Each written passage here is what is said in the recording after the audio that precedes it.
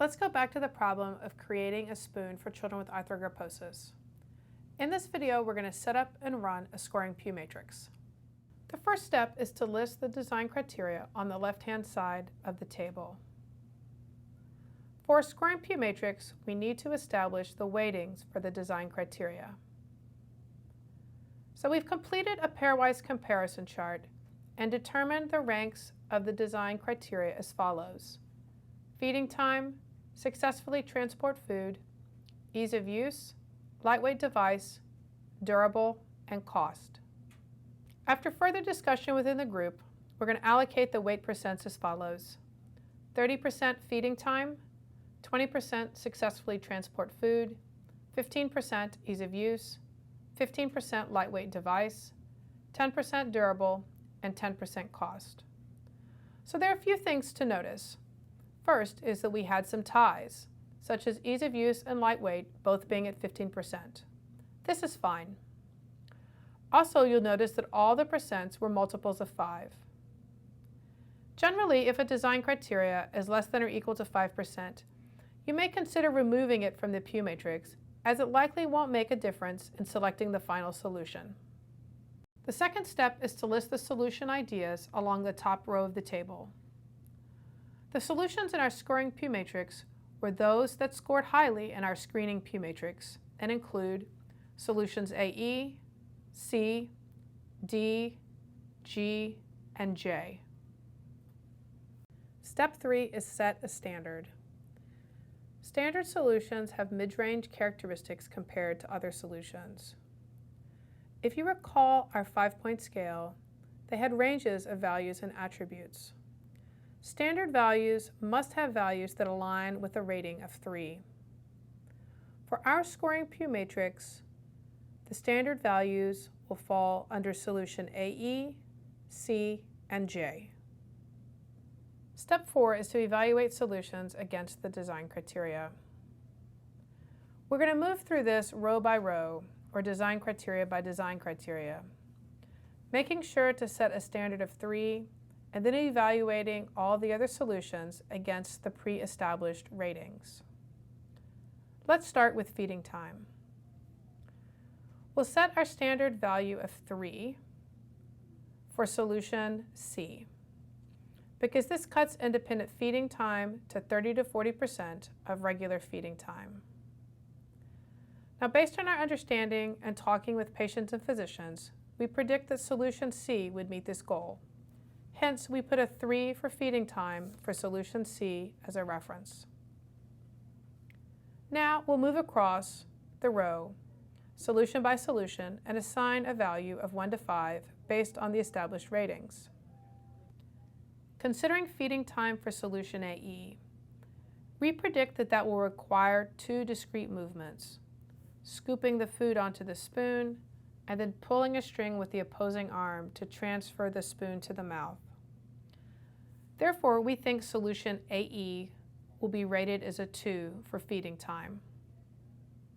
Solution D appears to offer a very quick way to eat because one movement can be used to scoop the food and then pulling out transfers the food to the mouth.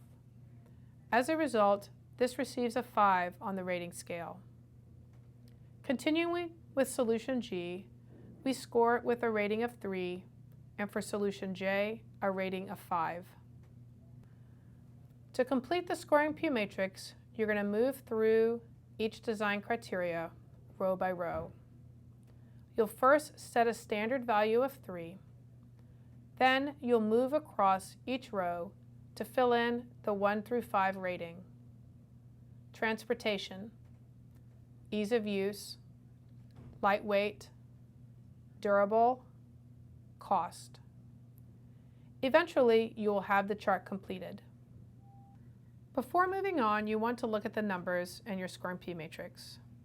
You want to confirm that there is a value of 3 in each of the design criteria that's serving as a standard.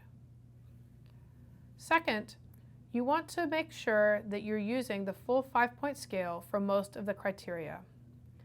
In other words, you want to see a full range of 1 to 5 or 1 to 4 for most of the design criteria, rather than clumping of just 2s and 3s for a criteria. If you see one of your rows that has just 2s or 3s, you can infer that something is wrong. You may need to go back to the rating scale and readjust. For example, if we had 3s all across the transportation criterion, then this important criteria is not helping the team to discern a solution. You would then need to go back and alter the 1 to 5 ratings so that you see an appropriate spread. Step 5 is to sum the scores to determine the rank of the solutions. We'll do this by multiplying the weight percents by the number rating to get the score. For example, for solution AE, we'll take time multiplying a weighting of 0.3 by the rating of 2 to equal 0.6. And for transportation, a weight of 0.2 multiplied by the rating of 2 to equal 0.4. We then sum these numbers up to give the final score. We'll move through this for all solutions and see the following sums. Solution AE 2.05, solution G 3.0, solution D 3.55, solution G 2.7, and solution J 3.7. From these values, we can rank them from the highest to the lowest, with solution J ranking number 1 and solution AE ranking number 5. The solution with a high value is usually selected as the design solution to move forward with. For our scoring P matrix, solution J scored a 3.7. So we'll mark to continue this solution as a yes, and all the others will mark as a no. So let's consider the situation where solutions had similar sum values. For example, the top 2 rankings were 3.6 and 3.65. Do you think these values are really different? I don't think so. This is an example of when you need to take a closer look. P matrices are great, but they're only good to within plus or minus 0.2 or so. So if we look back at our own scoring matrix, solution D has a total score of 3.55, which is only 0.15 less than our selected solution of solution J. So maybe solution D should be listed as a maybe. In reality, results of P matrices are only as good as the numbers that go into them. Step 6 is to reflect on the results. So you need to ask yourself questions like, does this make sense? Or could this product be reasonably built?